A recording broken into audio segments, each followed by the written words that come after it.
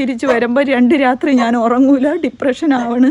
കാരണം എന്തെന്ന് വെച്ചാൽ ട്രെയിനിൽ എന്തെങ്കിലും അപകടം പറ്റുമോ, സൗമ്യക്കൊക്കെ പറ്റിയ പോലെ എൻ്റെ കുഞ്ഞിന് പറ്റുമോ എന്ന് ചോദിക്കുമ്പോൾ മക്കൾ ധൈര്യം തരും. ഇല്ലമ്മ ഒന്നും സംഭവിക്കില്ല എന്ന് അവർ പറയും ഞങ്ങളെടുത്തു. അമ്മ ഉറങ്ങിക്കോ എന്ന് പറഞ്ഞാൽ പോലും ഉറക്കം വരാത്ത രാത്രികൾ പല. പക്ഷെ അങ്ങനെ ഒരു 10 ദിവസം കൂട്ടി വയ്ക്കുമ്പോഴാണ് 10ൻ്റെ അന്ന് വയസ്സാച്ച് നമ്മൾ കൊച്ചുങ്ങൾക്ക് അയച്ചു വിടും.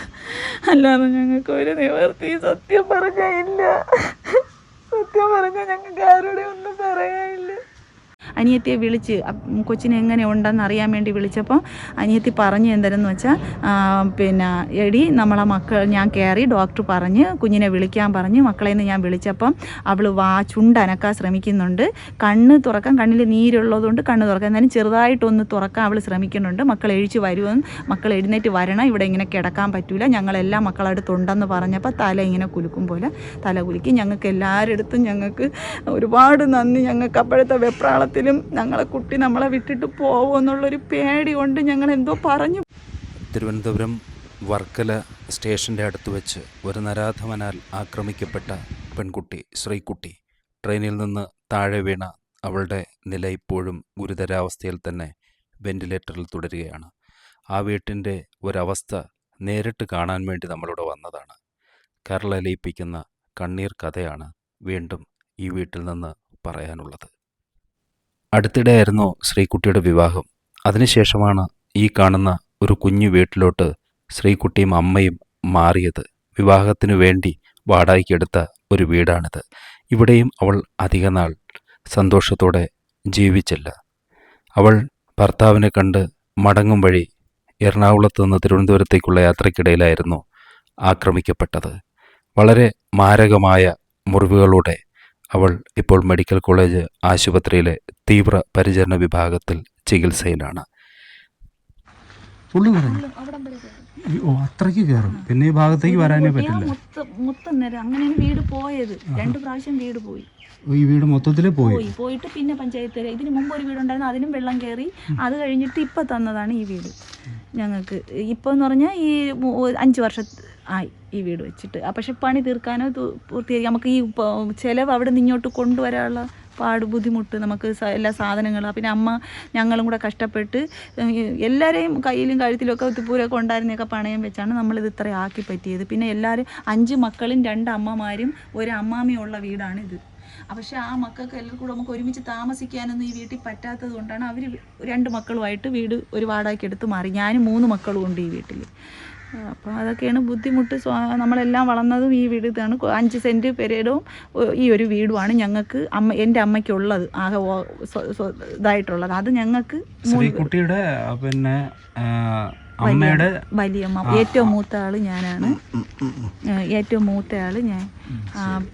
എൻ്റെ നേരെ താഴെ ഒരാളുണ്ട്, അതിൻ്റെ നേരെ താഴെയുള്ളതാണ് ശ്രീകുട്ടിയുടെ അമ്മ. ശ്രീകുട്ടി എന്ന് നമ്മൾ സ്കൂളിൽ വിളിക്കണ പേര്, സോനയെന്ന് വീട്ടിൽ വിളിക്കണ പേര്. ഈ പേരുകൾ പോലും വ്യത്യാസമായിട്ടുണ്ട്. ഇപ്പം എന്താണ് ഹോസ്പിറ്റലിൽ? ഇന്ന് ഞാൻ രാവിലെ അവിടുന്ന് വന്നപ്പം ഞാനൊന്നും അറിഞ്ഞില്ല. ഞാൻ നേരെ വീട്ടിൽ വന്ന് ഇപ്പോൾ ഞാൻ എൻ്റെ അനിയത്തിയെ വിളിച്ച് കൊച്ചിനെ എങ്ങനെ ഉണ്ടെന്ന് അറിയാൻ വേണ്ടി വിളിച്ചപ്പോൾ അനിയത്തി പറഞ്ഞു എന്തെന്ന് വെച്ചാൽ എടി നമ്മളെ ഞാൻ കയറി ഡോക്ടർ പറഞ്ഞ് കുഞ്ഞിനെ വിളിക്കാൻ പറഞ്ഞ് മക്കളെ നിന്ന് ഞാൻ വിളിച്ചപ്പം അവൾ ചുണ്ടനക്കാൻ ശ്രമിക്കുന്നുണ്ട്. കണ്ണ് തുറക്കാൻ, കണ്ണിൽ നീരുള്ളതുകൊണ്ട് കണ്ണ് തുറക്കാൻ, എന്നാലും ചെറുതായിട്ടൊന്ന് തുറക്കാൻ അവൾ ശ്രമിക്കുന്നുണ്ട്. മക്കൾ എഴിച്ച് വരുമെന്ന്, മക്കൾ എഴുന്നേറ്റ് വരണം, ഇവിടെ ഇങ്ങനെ കിടക്കാൻ പറ്റില്ല, ഞങ്ങളെല്ലാം മക്കളടുത്തുണ്ടെന്ന് പറഞ്ഞപ്പോൾ തല ഇങ്ങനെ കുലുക്കും പോലെ തല കുലുക്കി. ഞങ്ങൾക്ക് എല്ലാവരുടെ അടുത്തും ഞങ്ങൾക്ക് ഒരുപാട് നന്ദി. ഞങ്ങൾക്ക് അപ്പോഴത്തെ വെപ്രാളത്തിലും ഞങ്ങളെ കുട്ടി നമ്മളെ വിട്ടിട്ട് പോകുമെന്നുള്ളൊരു പേടി കൊണ്ട് ഞങ്ങൾ എന്തോ പറഞ്ഞു പോയി. ഞങ്ങൾക്ക് ഈ ഇതിലൊന്നുമുള്ള വലിയ ലോകപരിചയമൊന്നും ഞങ്ങൾക്കില്ല. പോയാലോ എന്ന് പേടി. കാരണം ഒന്ന് കൈവിട്ട് പോയാൽ പിന്നെ തിരിച്ച് വരില്ലല്ലോ എന്നുള്ള പേടി കൊണ്ട് ആരെങ്കിലും എന്തെങ്കിലും പറഞ്ഞിട്ടുണ്ടെങ്കിൽ എൻ്റെ അനിയത്തിയുടെ അടുത്തും ഞങ്ങളടുത്തും എല്ലാവരും ക്ഷമിക്കണം. ഞങ്ങൾക്ക് സഹായിച്ച ഞങ്ങളെ ഡോക്ടറൊക്കെ ഞങ്ങൾക്ക് ദൈവത്തിനേക്കാളും വലിയ ഇതാണ്. അത് പറഞ്ഞറിയിക്കാൻ ഞങ്ങൾക്ക് വാക്കുകളില്ല. എന്തെങ്കിലും തെറ്റുകുറ്റം ഞങ്ങളെ ഭാഗത്തു നിന്നുണ്ടായിട്ടുണ്ടെങ്കിൽ ഞങ്ങളുടെ അടുത്ത് ക്ഷമിക്കണം. അത് അത്രയ്ക്കുള്ള വിവരമേ ഉള്ളൂ എന്നുള്ളത് മാത്രം നിങ്ങൾ മനസ്സിലാക്കുക സഹോദരങ്ങളെ. എല്ലാവരുടെ പ്രാർത്ഥനയും ഞങ്ങൾക്ക് വേണം. ഞങ്ങളെ മക്കളെ ഞങ്ങൾക്ക് ഒന്നും സാമ്പത്തികം ഇല്ലെങ്കിലും ഞങ്ങളെ മക്കൾ ഞങ്ങളൊപ്പം ഞങ്ങൾ മരിക്കണത് വരെ വേണമെന്ന് ആഗ്രഹിക്കണം. ഇത്രയും ചെയ്തു തന്ന സർക്കാരിനും ഞങ്ങൾക്ക് വേണ്ടി ഇറങ്ങിയ എല്ലാവർക്കും കുഞ്ഞുങ്ങൾക്ക് വരെ ഞങ്ങൾ കടപ്പെട്ടിരിക്കുന്നത്. ഞങ്ങൾക്ക് ഒന്നും ഇനി പറയാനില്ല. വിഷമം കൊണ്ടാണ് എന്തെങ്കിലും പറഞ്ഞിട്ടുണ്ടെങ്കിൽ പേടിച്ചിട്ട് വിട്ടുപോകുമോ എന്നുള്ള പേടി. ശ്രീകുട്ടിയുടെ വല്യമ്മ ഇവിടെ താമസിക്കുന്നു. ശ്രീകുട്ടിയും ഒരു കാലത്ത് ഇവിടെ തന്നെയാണ് ഉണ്ടായിരുന്നത്. ഇത് കുടുംബ വീടാണ് അല്ലേ? 3 വർഷമായിട്ട് അവർ മാറിയത്. കാരണം 5 മക്കളും 2 അമ്മമാരും 1 അമ്മാമിയും മാത്രമായിരുന്നു ഇവിടെ ഉണ്ടായിരുന്നത്. ഞങ്ങൾ 2 അമ്മമാരും, അച്ഛനില്ല. എൻ്റെ ഭർത്താവ് മരിച്ചുപോയി, എൻ്റെ സോനയുടെ അച്ഛൻ ഉപേക്ഷിച്ചു പോയി. അപ്പം ആരും ഇല്ല ഞങ്ങൾക്ക്. സോനയുടെ അച്ഛൻ ഉപേക്ഷിച്ചു പോയതായിരുന്നു. ഉപേക്ഷിച്ചു പോയി, എവിടെയാണെന്നൊന്നും അറിയില്ല. ഉപേക്ഷിച്ചു പോയെന്ന് വെച്ചാൽ അവരുടെ നാട്ടിൽ അവരുണ്ട്. ഇത്തിരി മദ്യപിക്കുകയൊക്കെ ചെയ്യുമായിരുന്നു. ഒരുപാട് മദ്യപിക്കുകയും അവർക്ക് ജീവിതത്തിലൊരു ഇത് കിട്ടിയിട്ടില്ല. അപ്പോൾ അതുകൊണ്ട് അവൾ ജീവിക്കാൻ വേണ്ടി മക്കളെയും കൊണ്ട് അവളങ്ങ് ഒഴിഞ്ഞു മാറി. ഏതാണ് ജീവിതം സ്വൈരതല്ല. സോനയുടെ അമ്മയുടെ പേരെന്തുവാ? പ്രിയദർശിനി. അപ്പോൾ ഇവിടെ ഈ ഭാഗത്താണ് വാമനപുരം 6 വരുന്നത് അല്ലേ? മറുവശത്ത് ആ ഭാഗത്തായിട്ട് അവിടെ നിന്നാണ് വെള്ളം. ഇതൊക്കെ ചുള്ളക്കുഴിയും പണയോടും ഒക്കെയാണ്. അപ്പൊ ഇങ്ങനെ കയറി വരും. ഞങ്ങൾ ഇത്രയും ഈ പൈസ കിട്ടിയതിന് ഞങ്ങൾ ഇത്തിരി പൗണ്ടൊക്കെ ശകലം പൊക്കിയിട്ടിട്ടുണ്ട്. പക്ഷെ ഉരുള് പൊട്ടിയാലും ഇവിടവും കഴിഞ്ഞ് അങ്ങ് മോള് വരെ വരും വെള്ളം. ഉരുള് പൊട്ടുന്ന സമയങ്ങളിലാണ് പിന്നെ തോരാതെ മഴ നിൽക്കുമ്പോൾ ഇവിടം വരെ വരും. മാടം ഞങ്ങൾ കെട്ടി ഈ വീട് പൂർത്തിയാക്കാത്തോണ്ട് ഇവിടെ കിടന്നപ്പോ പല ദിവസങ്ങളിലും ഞങ്ങളൊരു മാടം കെട്ടിയോണ്ട് ഈ മാടം ഉണ്ടല്ലോ, ഈ മാടത്തിലാണ് ഞങ്ങൾ എല്ലാരും കിടന്നുകൊണ്ടിരുന്നത്. അപ്പോഴത്തേന് ഞങ്ങളെല്ലാം പറക്കി ചാക്കിട്ട് മൂടി വെളിയിൽ വെച്ചിട്ട് ഞങ്ങൾ ഇളിക്കും വെള്ളം ഇറങ്ങിപ്പോവാൻ വേണ്ടി. അങ്ങനെ നിന്നിട്ടാണ് പല രാത്രികളിലും ഞങ്ങൾ ഒത്തിരി കഷ്ടപ്പെട്ടിട്ടുണ്ട്. ഞങ്ങൾ ഈ മാടത്തിൽ വെള്ളം ഒലിപ്പ് വന്ന് ഈ മാടത്തിനകത്ത് കയറും. അങ്ങനെയൊക്കെയുള്ള ബുദ്ധിമുട്ടുകൾ ഞങ്ങൾക്കുണ്ട്, ഒരുപാടുണ്ട്. ഈ 5 മക്കളും 2 അമ്മയും 1 അമ്മാമിയും ജീവിച്ച ഒരു മാടമാണ് ഇത്. അതിനെ ഇപ്പൊ ഞങ്ങൾ അതെല്ലാം പറക്കി മാറ്റി ഈ വീട്ടിനകത്തോട്ട്, പണി തീരാത്ത വീട്ടിനകത്തോട്ട് കയറിയതാണ് ഞങ്ങൾ. ഈ പിന്നെ സോന എന്ന് പറയുന്ന ശ്രീകുട്ടിയുടെ ഭർത്താവിന് എന്താണ് ജോലി? ഭർത്താവ് ഡ്രൈവറാണ്. അവള് 1 മാസമായിട്ട് 1 മാസത്തിന് മുമ്പേ അവൾക്ക് ഇങ്ങനെ ഒരാളെ ഇഷ്ടമാണെന്ന് പറഞ്ഞു. അതിനെ അവർ ഇവിടുന്ന് പോയ ശേഷം പറഞ്ഞപ്പോൾ തീർത്ത് എനിക്ക് അതിനെക്കുറിച്ച് അത്രയ്ക്ക് അറിഞ്ഞൂടാ അവരമ്മയ്ക്ക്. അപ്പം ഇഷ്ടമാണെന്ന് ഞങ്ങൾ അറിഞ്ഞപ്പോൾ ഞങ്ങൾ പറഞ്ഞു അവള് പഠിക്കണമല്ലോ, പഠിച്ചിട്ടൊക്കെ മതി, ഇപ്പൊ വേണ്ട. അപ്പൊ അവൾക്ക് മതിയെന്നും പറഞ്ഞോണ്ട് ഇപ്പൊ അവർ ഞങ്ങൾ ആ കല്യാണത്തിന് ഞങ്ങൾ സഹകരിച്ചില്ല. ഇതിനായിട്ട് സ്നേഹിച്ച് അവൾക്ക് വേണമെന്നും പറഞ്ഞ് അവൾ ഇറങ്ങിയതാണ് ആ ഒരു കല്യാണം. അതെന്തായി അതെന്ന് അമ്മയ്ക്കേ അറിയാവൂ. ഞങ്ങൾ അതിനായിട്ട് സഹകരിച്ചിട്ടില്ല. എന്നാലും ഭാര്യ അവരുടെ ശ്രീകുട്ടിയായിട്ട് ഭർത്താവിന്റെ ഇപ്പൊ ഒരു ബന്ധം നല്ലതായിട്ട് പോവുകയാണോ? അതും അതിനെക്കുറിച്ച് നമുക്ക് അറിയില്ല, എനിക്കറിയില്ല. നമ്മളിവര് വാടകയ്ക്ക് പോയ ശേഷമാണ് ഇപ്പൊ ഈ 1 മാസത്തിന് മുമ്പാണ് ഈ സംഭവമൊക്കെ തീർത്ത് നമ്മൾ അതിനെക്കുറിച്ച് കുട്ടിയെ ചോദിച്ച് വിഷമിപ്പിക്കും. കാരണം ഇപ്പോഴത്തെ മക്കളെടുത്ത് നമ്മൾ എന്തെങ്കിലും ചോദിച്ചാലേ അതുകൊണ്ട് നമ്മൾ ആയിട്ട് എല്ലാരും കൂടെ ഇട്ട് അതിനെ ബുദ്ധിമുട്ടിക്കണ്ട, അവൾക്ക് ഇഷ്ടപ്പെട്ട ജീവിതം അവള് ജീവിക്കട്ടെ എന്ന് വിചാരിച്ച് ഞാനൊന്നും ചോദിക്കാൻ പോയിട്ടില്ല. ഇത് മോട്ടോർ വെച്ചത് ഞങ്ങൾ പഴയ സെക്കൻഡ് ഹാൻഡ് മോട്ടോർ വാങ്ങിച്ച് വെള്ളം കോരിയെടുക്കാൻ നമ്മൾ വെച്ച്. കാരണം എനിക്ക് നട്ടല് ബെൽറ്റ് ഇട്ടേക്ക് വീണത് വിറവും കൊണ്ടുവന്നപ്പം കുഴിയിൽ വീണ്. അപ്പം എന്റെ നടുവിന് ഡിസ്ക് തെറ്റി. ഞാൻ ബെൽറ്റ് ഇട്ടേക്കുന്നോണ്ട് വെള്ളം എടുത്ത് അകത്ത് കൊണ്ടുപോകാൻ പറ്റൂല. അകത്ത് ഒരു പ്രാവശ്യം പോയി വേദനയ്ക്കുള്ള ഇനി MRI എടുക്കണമെന്നൊക്കെ പറഞ്ഞിട്ടുണ്ട്. ഇവിടെ ഈ വീട്ടിന്റെ അവരുടെ ഒരു അവസ്ഥ നമ്മൾ മനസ്സിലാക്കണം. കാരണം എന്ന് വെച്ച് കഴിഞ്ഞാല് കണ്ടോ, ഈ രീതിയിലൊക്കെയാണ്. മറുവശത്തൂടെ വെള്ളം എപ്പോഴും കയറുന്ന ഒരു നദി പിൻവശത്തുണ്ട്. ഈ കാണുന്ന സിറ്റ് ഔട്ട് പോലൊരു സ്ഥലത്ത് തന്നെയാണ് അവരിങ്ങനെ പാചകത്തിന് വേണ്ടിയിട്ടുള്ള, അവർക്ക് പ്രത്യേകിച്ച് അടുക്കള ഇല്ല. ആ ഉണ്ടായിരുന്ന അടുക്കളയൊക്കെ പൊളിഞ്ഞു പോയി. ഓരോ തവണയും ഇതുപോലെ വെള്ളം കയറുന്ന അവസരത്തിൽ അവർക്ക് എല്ലാം നഷ്ടമാകുന്ന രീതിയിലാണ് അവരുടെ ജീവിതം. എന്റെ മോള് ടോപ്പറായി. എന്റെ മോള് എയറോ മെക്കാനിക്കൽ എഞ്ചിനീയറിംഗ് ബാംഗ്ലൂർ പഠിപ്പിക്കണം. ഞാൻ മാസം പൈസയും ലോണൊക്കെ എടുത്ത് അടച്ചൊക്കെ പഠിക്കുകയും ടോപ്പറായി. എന്റെ മോള് ഇപ്പം ബാംഗ്ലൂരുണ്ട് പഠിക്കുന്നു. അത് ചേച്ചിയുടെ എന്റെ മോള് ചേച്ചിക്ക് മൊത്തം 3 കുട്ടിയെ പഠിപ്പിക്കുക ഇനി ഒരു നിവൃത്തിയില്ല. നന്നായിട്ട് പഠിക്കുന്ന കുട്ടികൾ, നന്നായിട്ട് പഠിക്കും. മാത്സിനൊക്കെ നല്ല മാർക്കാണ്. നമ്മൾ ഈ വലിയ കാര്യങ്ങളൊക്കെ പറയുമ്പോഴും അവർക്കൊക്കെ അവരുടെ ജീവിതം അവര് കരുപിടിപ്പിച്ച് കൊണ്ടുവരുന്നതിന്റെ കഷ്ടതകളാണ് നമ്മളോട് പറയുന്നത്. കണ്ടോ കണ്ടോ ഇവിടെ നിന്നാണ് ഈ ശ്രീകുട്ടിയും അതുപോലെ നമ്മളോട് സംസാരിക്കുന്ന ചേച്ചിയുടെ മകളും ഒക്കെ നല്ല രീതിയിൽ വിദ്യാഭ്യാസം നേടുന്നതും. ഇവിടെ വന്ന് പ്രാർത്ഥിച്ചിട്ടാണ് ഞാൻ ഇവിടെ വന്നപ്പോ എന്റെ കൊച്ചിനെ എന്റെ മാതാവിനെ രക്ഷിക്കണമെന്ന് എന്റെ മകളെ അവളെ രക്ഷിക്കുമെന്ന് എനിക്ക് ഉറപ്പുണ്ട്. അവർക്ക് ദൈവവിശ്വാസത്തിനൊന്നും ഒരു കുറവുമില്ല കേട്ടോ. ഞങ്ങൾ ഭയങ്കരമായിട്ട് വിളിക്കും. അവർക്ക് അവരുടെ പ്രാർത്ഥനകൾ ഉണ്ടോ, ഇതാണ് രീതി. അവര് ഹോളോ ബ്രിക്സ് കൊണ്ട് കെട്ടിയെടുത്തതേ ഉള്ളൂ. വാതിലൊക്കെ ഈ 2 വാതില് ഞങ്ങൾ വെച്ച് പെൺകുട്ടിയൊക്കെ കിടക്കാൻ വേണ്ടി ഈ റൂമും അത് ഞങ്ങള് ലോണ് 30,000 ലോണ് ഞങ്ങള് മുത്തൂറ്റിന്ന് എടുത്താണ് ഈ 2 വാതിലും വെച്ചത്. ഈ ഒരു വാതില്, കാരണം അവിടെ നമ്മൾ കിടക്കും, ഇവിടെ പെൺകുട്ടിയൊക്കെ കിടക്കാൻ വേണ്ടിട്ട് ഒരു കട്ടിൽ ഇട്ടിട്ടുണ്ട്. ശ്രീകുട്ടിയുടെ ഫോട്ടോയിലും കൂടി മൊബൈലിൽ ഞാൻ കണ്ടു. ഫ്രെയിം ചെയ്തായിട്ടൊന്നും വെച്ചിട്ടില്ല. ഓരോ ദിവസവും അവരിങ്ങനെ ജീവിതത്തെ തള്ളി നീക്കിക്കൊണ്ട് പോവുകയാണ്. ഓരോ ചെലവുകൾ വരുമ്പോൾ ഇന്നത്തെ നമ്മൾ കണ്ടെത്തണം. കടക്ക് കെട്ടാണ് ജോലി, കടക്ക് കെട്ടാനാണ് ഞാൻ എന്റെ അമ്മയും പോണത്. അവളിപ്പോ അവിടെ നിൽക്കണം, കാരണം പെൺമക്കള് 2 പേര് ഇവിടെ ഉള്ളത് കൊണ്ട് അവരെ ഇട്ടിട്ട് നമുക്ക് കടച്ചുറപ്പില്ലാത്ത 1000 പടക്ക് കെട്ടുമ്പോൾ 250 രൂപ, 1500 കെട്ടും. ഭയങ്കരമായിട്ട് സ്പീഡിന് നമ്മൾ എഴിക്കാതെ, ഈ നടുവയ്യാത്ത നമ്മൾ എഴിക്കാതിരുന്ന് കെട്ടുമ്പോഴാണ് 500 രൂപ. ഇൻഷുറൻസ് അവർക്ക് അതൊക്കെ നമ്മൾ ലൈസൻസ് ഉള്ളിടത്താണ് നമ്മൾ ചെയ്യണം. അങ്ങനെ ചെയ്യാവോ? ലൈസൻസ് ഉള്ളിടത്ത് തന്നെ നമ്മൾ ചെയ്യണതൊക്കെ സേഫ് ആയിട്ട്. പക്ഷെ നമ്മൾ വർക്ക് ചെയ്യുമ്പോലെ നമുക്ക് അതിന്റെ പീസ് ഓരോ ചെയ്യുമ്പോൾ കിട്ടണം. പക്ഷെ അങ്ങനെ ഒരു 10 ദിവസം കൂട്ടി വയ്ക്കുമ്പോഴാണ് 10ന്റെ അന്ന് പൈസ വാങ്ങിച്ച് നമ്മൾ കൊച്ചുങ്ങൾക്ക് അയച്ചുകൂടും. അല്ലാതെ ഞങ്ങൾക്ക് ഒരു നിവർത്തി സത്യം പറഞ്ഞില്ല. സത്യം പറഞ്ഞാൽ ഞങ്ങൾക്ക് ആരുടെ ഒന്നും പറയാനില്ല.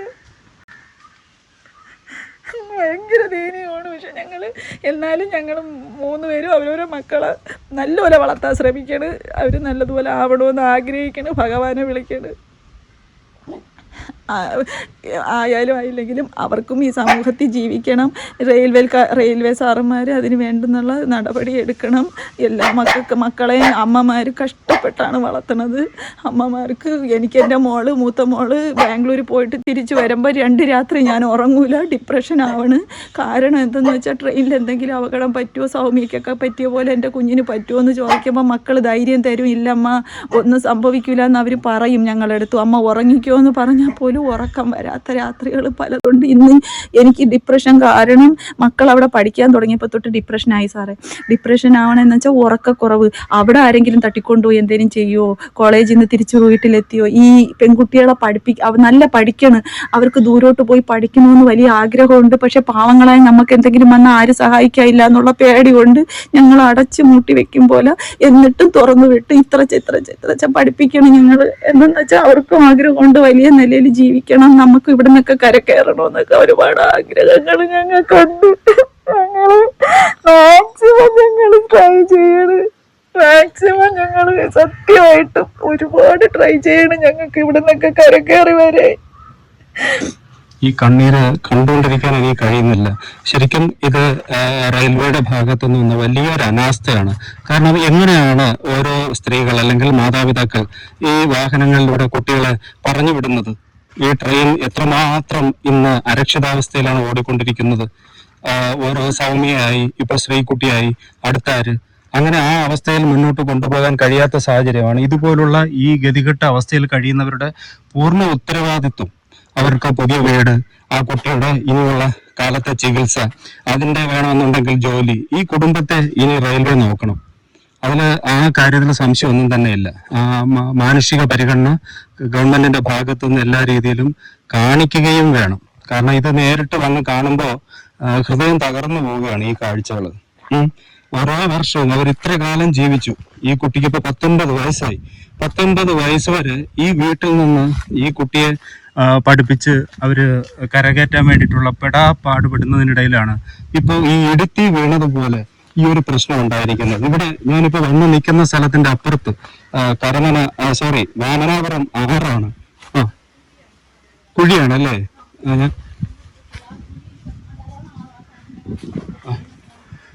ഇവിടം വരെ പോവാല്ലോ. നടക്കുന്ന വഴിയാണ് ഈ ഇതാണ് അവർ നടന്നു പോകുന്ന വഴി. ഒരു വഴി സൗകര്യമില്ല. ഇതാണ് വഴി. നമ്മൾ വന്നത് വീടുകളുടെ ഇതാണ് അവരുടെ വഴി എന്ന് പറയുന്നത്. നമ്മളിപ്പം ഇങ്ങോട്ട് വന്നത് ഓരോ വീടുകൾ തോറും അവരുടെ പടിഞ്ഞാറ് വശം നോക്കിയാണ് ഇറങ്ങി വന്നത്. അങ്ങ് പെട്ടെന്ന് ഇവിടെ വെള്ളം കയറുന്നതാണ്. അത് തന്നെ അത് തന്നെ. എനിക്ക് തോന്നുന്നു രാജവെമ്പാല ഉൾപ്പെടെയുള്ള ഇഴജന്തുക്കളും ഇഷ്ടംപോലെ പാമ്പും അതിന്റെ ശല്യവും. രാത്രി കയറി പലപ്പോഴും വീട്ടിൽ കയറി വന്നിട്ടുണ്ട്. ഏത് മൂർഖൻ പാമ്പ്? എത്ര പാമ്പിനെ ഇവിടെ പിടിച്ച വീഡിയോ ഒക്കെ ഉണ്ട്. ഞങ്ങള് ഗവൺമെന്റിൽ വിളിച്ച് പറഞ്ഞ് അവര് വന്ന് മൂർഖനെ പിടിച്ചോണ്ട് പോയി. ഞങ്ങളെ വീടിന്റെ അവിടെ നിന്ന് ഒരു പ്രാവശ്യം വലിയ പെരുമ്പാമ്പിനെ പിടിച്ച് ഒരു പ്രാവശ്യം വീട്ടിൽ കയറി വന്ന് എന്റെ ഭർത്താവ് വന്ന് ജീവിച്ചിരിപ്പടം കയ്യിൽ കടിച്ച് രാത്രി ഉറക്കത്തിൽ കിടന്നപ്പോ തറയിലാണ് നമ്മൾ കിടന്നുകൊണ്ടിരുന്നത്. കടിച്ച് അതിനെ പിടിച്ച് രണ്ടാമത് കഴിഞ്ഞ വർഷമാണ് മൂർഖനെ ഇവിടെ ഇട്ട് പിടിച്ചത്. പെരുമ്പാമ്പിനെ നമ്മളെ വീട്ടിൽ നടയിൽ വെച്ച് പിടിച്ചു. ഈ മനുഷ്യത്വങ്ങളിലൊക്കെ ജീവിക്കുന്നവർക്ക് ഈ കഷ്ടതകളുടെ അർത്ഥം വ്യാകരണത്തിലൂടെ പറഞ്ഞാൽ മനസ്സിലാകുമോ എന്നറിയില്ല. ഇത് ജീവിതമല്ല, ഇതൊരു കണ്ണീരാണ്. ഈ കണ്ണുനീർ തുടച്ചു കൊടുക്കാൻ ഗവൺമെന്റ് ബാധ്യസ്ഥമാണ്, റെയിൽവേ ബാധ്യസ്ഥമാണ്. അവരെ ആശ്വസിപ്പിക്കാൻ നമ്മുടെ ഭാഗത്തുനിന്ന്, മീഡിയയുടെ ഭാഗത്തുനിന്ന് വാക്കുകൾ മാത്രമേ ഉള്ളൂ. പക്ഷെ അത് പോരാ. ഈ വീട്, അവർക്ക് നല്ലൊരു വീട് വേണം. ഈ കുട്ടി ഇവിടെ വന്നു കഴിഞ്ഞാൽ അതിന് എത്ര കാലം ഇനി അതിന് ഒരു ചികിത്സ അല്ലെങ്കിൽ ആ രീതിയിലുള്ള സംരക്ഷണം കൊടുക്കേണ്ടി വരുമെന്ന് വന്നാൽ തന്നെ അറിയൂ. അപ്പോൾ അത്രമാത്രം ജീവിതത്തിലെ പ്രാരാബ്ദങ്ങളിലേക്ക് തള്ളിവിടപ്പെട്ട ഒരു സംഭവമാണ് ശ്രീകുട്ടിയെ ട്രെയിനിൽ നിന്ന് ആ നരാധമൻ ചവിട്ടി താഴെയിട്ടത്. ആ കണ്ണീരൊപ്പാൻ പൊതുജനത്തിന് കഴിയണം, ഗവൺമെന്റിന് കഴിയണം, സഹായിക്കാൻ കഴിയുള്ള ആർക്കും ഇവരെ ഏത് രീതിയിലും ഹെൽപ്പ് ചെയ്യാനുള്ള ഒരു അവസരമാണ്, പുണ്യപ്രവൃത്തിയായിട്ട് കണ്ടുകൊണ്ട് അത് ചെയ്യേണ്ടതാണ്. നമ്മളിവിടെ നിന്ന് ഇങ്ങനെ സംസാരിക്കുന്ന പോലല്ല. വെള്ളം കയറുമ്പോൾ ഈ വീട്ടിന്റെ മുകളിൽ വരെ വാമനാപുരം നദിയുടെ വെള്ളം വന്ന് നിറയും, അങ്ങ് വരെയും പോകും. ആ വീടും പൊളിഞ്ഞപ്പോൾ അവിടെ ഒരു വീടുണ്ടായിരുന്നു. ഈ വീട് പൊളിഞ്ഞു, കണ്ട ഈ വീട്. അപ്പൊ ഇന്നിപ്പോ പോകുന്നുണ്ടോ ഹോസ്പിറ്റലിലോട്ട്? ഇപ്പൊ പോണു. അപ്പൊ കുഞ്ഞിനെ കയറി കണ്ടപ്പോ ഇങ്ങനെയുള്ള ഒരു ഇമ്പ്രൂവ്മെന്റ് ഉണ്ടെന്ന് അറിഞ്ഞപ്പോ നമുക്ക് ഭയങ്കര സന്തോഷം തോന്നി. ഇപ്പൊ വന്ന് കട്ടൻ ചായ ഇട്ട് നമ്മൾ കുടിച്ച് എല്ലാവർക്കും സന്തോഷം. ഞങ്ങൾക്ക് എല്ലാവരോടും നന്ദി. ഡോക്ടർമാര് നമുക്ക് ദൈവമാണ്, നമ്മളെ സ്വന്തമാണ്, നമ്മളെ കുഞ്ഞിനെ നമുക്ക് തരുമെന്ന് ഇപ്പൊ ഞങ്ങൾക്ക് പൂർണ്ണമായിട്ട് ഉറപ്പായി. ഞാൻ ഭഗവാനെന്ന് വിളിക്കണം, മഹാദേവാന്ന് വിളിക്കണം എല്ലാ ഡോക്ടർമാരെയും. ഞങ്ങളൊപ്പം നിൽക്കുന്നതിന് ഞങ്ങൾക്ക് സന്തോഷം. ഞങ്ങൾക്ക് ആരുമില്ല, ഞങ്ങൾക്ക് സാറന്മാര് മാത്രമേ ഉള്ളൂ. റെയിൽവേ സാറന്മാര് ഞങ്ങളെ ഈ ദുരിതം കാണണം, കണ്ടിട്ട് ഞങ്ങളെ കുഞ്ഞിനെ ഞങ്ങൾക്ക് എല്ലാ ട്രീറ്റ്മെന്റും കൊടുത്ത് ഞങ്ങളെ രക്ഷിച്ച് ഞങ്ങൾക്ക് തരണം. പിന്നെ മറ്റുള്ള മക്കളും നമ്മളെ വളർത്തും പോലെയുള്ള മക്കളാണ്, അവർക്കും വേണ്ട സുരക്ഷ നമ്മൾ ദയവ് ചെയ്ത് ചെയ്യണം. ഞങ്ങളെ സങ്കടമാണ്. ഓരോ പ്രാവശ്യവും ന്യൂസുകൾ ഞങ്ങൾ കാണും, പെൺകുട്ടിയൊക്കെ പറ്റണം. ഞാനും കമന്റ് എഴുതിയിട്ടുണ്ട്, ശ്രദ്ധിക്കുക, നമ്മളെ വീട്ടിൽ വരും പോലെ തന്നെയാണ് നമുക്ക് മറ്റൊരു വീട്ടിലും നമ്മളെ മക്കളെ നമ്മൾ സംരക്ഷിച്ചെടുക്കണം. നമുക്ക് പെമ്മക്കളുള്ളതുകൊണ്ട് നമുക്ക് വേദന പറഞ്ഞറിയിക്കാൻ വയ്യ. ഉറക്കമില്ല, ദൂരെ നാട്ടിൽ കിടക്കുന്നത്, പഠിപ്പിക്കാൻ പേടി, വിടായി ഭയങ്കര പേടിയുണ്ട് സാറേ. പക്ഷെ പഠിക്കാൻ പോയാലേ നമുക്കൊരു രക്ഷാമാർഗമുള്ളൂ. പൈസ ഒരു ജോലി ചെയ്ത് കൊണ്ടുവന്നാലേ നമുക്ക് ഇനി നമ്മളെ കൊണ്ട് പറ്റില്ല. നമ്മളിനി പേടിച്ച് അവരെ ഇവിടെ ആക്കിയിട്ട് നമുക്ക് സുരക്ഷ ഒന്നുമില്ല. പട്ടികളെ വളർത്തിയിട്ടേക്കണം, അതിനാണ് ഒന്നുമില്ല. ഞാൻ പട്ടിയെ വളർത്തി ഇവിടെ കെട്ടിയിട്ട് മക്കളെ നോക്കിക്കോണെന്ന് പറഞ്ഞിട്ടാണ് ഞങ്ങൾ ഈ പടക്കപ്പേരെ ജോലിക്ക് പോണ. ഫാത്തോരാദാ ചേച്ചി കഥനകഥ പറഞ്ഞത് കേട്ട് മനസ്സ് പിടയുകയാണ്. കറണ്ട് ഇല്ല, നമ്മൾ ഇവിടുന്ന് കണക്ഷൻ കൊടുത്താണ് ബൾബൊക്കെ. ഇല്ലായ്മകൾ അതൊരു മഹാസത്യം തന്നെ. ഒന്നുമില്ല. അങ്ങനെ ഒരു വീട്ടിലാണ് അവർ താമസിക്കുന്നത്. ഞാൻ ഈ ചെയ്യുന്ന വീഡിയോ എന്ന് പറയുമ്പോൾ അവർക്കതൊരു ഗുണമായി മാറണം. കാണുന്നവര് ഏതെങ്കിലും രീതിയിൽ പ്രവാസികള്, അതുപോലെ അറിയാമല്ലോ, നമുക്ക് പറയേണ്ട കാര്യമില്ല. ഇവരെ എല്ലാ രീതിയിലും എല്ലാവരും കൈത്താങ്ങ് നൽകി ഈ ജീവിതത്തെ ഒന്ന് കരുപ്പിടിപ്പിക്കാൻ വേണ്ടിയിട്ട് സഹായിക്കണം. അതൊരു അഭ്യർത്ഥനയാണ്, അതൊരു പുണ്യപ്രവൃത്തിയുമാണ്. ഈ അവസ്ഥയിൽ എങ്ങനെയാണ് കഴിയുക ഒരു കുടുംബം? അതിന്റെ കൂട്ടത്തിലാണല്ലോ ഈ കുട്ടിക്ക് ഇങ്ങനെ ഒരു ദുരിതം കൂടി വന്നത്. കാര്യങ്ങളും അതൊക്കെ എല്ലാരും മുഖവിലയ്ക്ക് എടുക്കുമെന്ന് അറിഞ്ഞൂടാ. നമ്മളെ മുഖവിലയ്ക്ക് എടുക്കില്ല, കുറ്റപ്പെടുത്തി പഠിച്ചിട്ടുള്ളതാണ്. എൻ്റെ ഈ ഏറ്റവും ഇളയ അനിയത്തി നീന്തൽ പഠിച്ച് ഞാനും ഒക്കെ പക്ഷെ എന്നെക്കാളും ഞങ്ങൾ ഈ മിഡിലുള്ള ഒരാളുണ്ട്. അവളാണ് പിന്നെ ഇതിനൊക്കെ പോയി. അവൾ കോട്ടൺ ഹില്ല് സ്കൂളിൽ സ്പോർട്സ് കോട്ടയിൽ നിന്ന് പഠിച്ച് അവിടെ നിന്ന് അവൾ പിന്നെ ആലപ്പുഴ സ്പോർട്സ് തന്നെ പഠിപ്പിച്ച് പിന്നെ പഠിപ്പിക്കാൻ നിവൃത്തിയില്ലാത്തതുകൊണ്ട് അവൾ പഠിച്ചില്ല. അവളെ കല്യാണം കഴിച്ച് കൊട്ടാരയ്ക്ക്. അല്ല, പ്രൈവറ്റ് ആയിട്ട് പഠിച്ച് നമ്മൾ പിന്നെ നമുക്ക് ജോലിയൊന്നും കിട്ടാത്തതുകൊണ്ട് വീട്ടിൽ ഇരുന്ന് കല്യാണമൊക്കെ കഴിച്ച് മക്കളായ ശേഷം പിന്നെ സാമ്പത്തികമൊന്നും ഇല്ലാത്തതുകൊണ്ട് ഇപ്പോൾ പ്രൈവറ്റായിട്ട് പോയി ബാംഗ്ലൂരിൽ ജോലി ചെയ്യണം. പ്രൈവറ്റ് ടീച്ചറായിട്ട് പഠിപ്പിച്ചിട്ടാണ് അവൾ അവിടെ നിന്നാണ്. അവൾക്ക് ഈ മോൻ്റെ ഒരു കല്യാണം ഇപ്പോൾ നടന്നപ്പോഴത്തേന് അതിന് പൈസ ഒരാൾ സഹായിച്ച് അവരെ വീട്ടിൽ കല്യാണമായപ്പോൾ ആ പൈസയായിട്ട് പോയ വഴിക്കാണ് വരാൻ താമസിച്ചത്. ആ വീട്ടുകാരാണ് ഇന്നലെ കുഞ്ഞിനെ കൊണ്ടുവന്ന് ആശുപത്രിയിലേക്ക് വിട്ടത്. ആ വീട്ടുകാരാണ് വിട്ടത് ഇന്നലെ. എപ്പോഴും കമൻസിലൊക്കെ ആൾക്കാർ അഭിപ്രായപ്പെടുന്ന പോലെ ഇതുപോലുള്ള കഷ്ടതകളൊക്കെ വീഡിയോ എടുക്കാനായി ആൾക്കാർ ചെല്ലും. വീഡിയോ എടുക്കാൻ വേണ്ടി, റീച്ച് കിട്ടാൻ വേണ്ടി അവർ കണ്ണുനീരും കിനാവുമൊക്കെ പറഞ്ഞിടും. പക്ഷേ സത്യം അതല്ല. ഇതൊരു നേർക്കാഴ്ചയാണ്, ജീവിതത്തിൻ്റെ കരളലിയിപ്പിക്കുന്ന നേർക്കാഴ്ച. കഴിയുന്നത്ര എല്ലാവരും കൈകോർത്തുകൊണ്ട് മരണത്തിനും ജീവിതത്തിനും ഇടയിൽ കിടന്ന് വെപ്രാളപ്പെടുന്ന കുഞ്ഞു ജീവിതങ്ങളെ കൈപിടിച്ചു കയറ്റാൻ ഒരു സമൂഹത്തിനും ഒരു സമൂഹ മനസാക്ഷിക്കും ആവണം എന്നുള്ളതിൻ്റെ ഓർമ്മപ്പെടുത്തൽ മാത്രമാണ് എൻ്റെ വീഡിയോ. കഴിയുന്നവർ ചെയ്യട്ടെ. നമ്മളാൽ കഴിയുന്നത് ഓരോരുത്തരും അണ്ണാറക്കണ്ണനും തന്നാലായത് എന്ന പോലെ സഹായിച്ചാൽ നമുക്ക് നമ്മുടെ ശ്രീകുട്ടിയെ തിരിച്ച് ജീവിതത്തിലേക്ക് കൊണ്ടുവരാനാകും എന്ന് ശുഭപ്രതീക്ഷ ബന്ധുക്കൾക്കുണ്ട്, ഡോക്ടേഴ്സിനുണ്ട്. ഇപ്പോൾ ഇന്നത്തെ വാർത്ത കേട്ടതിലൂടെ നമുക്കുമുണ്ട്. ചില കാര്യങ്ങളോട് ആ കുട്ടി റെസ്പോൺസ് ചെയ്യുന്നുണ്ട് എന്നറിഞ്ഞതിൽ വലിയ സന്തോഷം. ഈ സ്ഥലം തിരുവനന്തപുരത്ത് പാലോട് ആണ്, പുലിയൂര്. പാലോട് എന്നാൽ നന്ദിയോടിനും പാലോടിനും ഇടയ്ക്ക് പച്ച എന്ന് പറയുന്നൊരു സ്ഥലമുണ്ട്. അവിടെ നിന്ന് ശാസ്താ ക്ഷേത്രത്തിലേക്ക് പോകുന്ന വഴിയെ കുറച്ച് ദൂരം മുന്നോട്ട് പോയാൽ നമുക്ക് പുലിയൂരെത്താം. അവിടെ ആരോട് ചോദിച്ചാലും ഈ വീട് അവർ പറഞ്ഞു തരും. കഴിയുന്നവർ അവർക്ക് വേണ്ടിയിട്ട് എന്താണ് ചെയ്യാൻ പറ്റുന്നത് ആ രീതിയിലുള്ള സഹായങ്ങൾ ചെയ്യണം. ഈ വീഡിയോ മാക്സിമം ഷെയർ ചെയ്യണം. ഈ സഹോദരിയുടെ കണ്ണുനീരിന് അങ്ങനെ ഒരു വില ഉണ്ടാവട്ടെ. സഹായിക്കാൻ കഴിവുള്ള ആൾക്കാരുടെ കാഴ്ചയിൽ, അവരുടെ ഹസ്തത്തിൽ, അവരുടെ മനസാക്ഷിക്ക് മുമ്പിൽ നമ്മൾ ഈ വീഡിയോ സമർപ്പിക്കുകയാണ്. നന്ദി.